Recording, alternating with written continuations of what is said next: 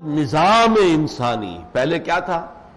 رہتے تھے اپنی اپنی غاروں کے اندر، اپنے غار کا ہر ایک بادشاہ تھا. عام جو monarch of all I survey. کوئی تعلقات آپس میں تھے ہی نہیں، نہ کوئی میونسپلٹی تھی، نہ کوئی سڑکیں تھیں، نہ کوئی گلیوں کے اندر روشنی کا اہتمام، تو کچھ بھی نہیں، گلیاں ہی نہیں تھی. لیکن یہاں سے آگے بڑھے تو پھر پہلے ایک خاندانی نظام وجود میں آیا، خاندانی نظام سے آگے بڑھ کر قبائلی نظام وجود میں آیا.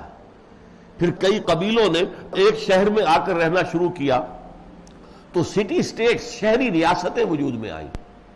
پھر بڑی بڑی عظیم مملکتیں اور سلطنتیں، سلطنت روما، سلطنت کسرا، عظیم سلطنتیں. تو اس طریقے سے انسان کی ترقی ہوتی چلی آئی ہے کہ ایک نظام زندگی کا تصور پیدا ہو گیا. پہلے نظام کا کوئی تصور ہی نہیں تھا، انڈیویجول کا معاملہ تھا.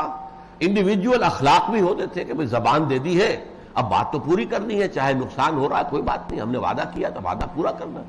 یہ انڈیویجول اخلاق ہے. سچ تو بولنا ہی بولنا ہے، چاہے اس میں نقصان ہو رہا ہو. جھوٹ تو نہیں بولنا ہے، چاہے اس سے فائدہ ہو رہا ہو. والدین کی خدمت تو کرنی ہی کرنی ہے. یہ سارے جو ہے بیسک ہیومن موریلٹی جس کو ہم کہیں گے، یہ تو تھے.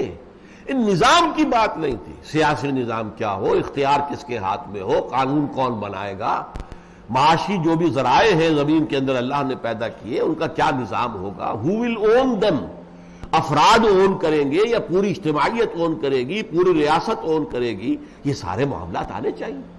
اور یہ سارا نظام زندگی جب سے بننا شروع ہوا ہے تو اس وقت جو ہے حضور صلی اللہ علیہ وسلم کی بعثت ہوئی ہے، اس نظام دین حق کو مکمل کر کے دیا گیا.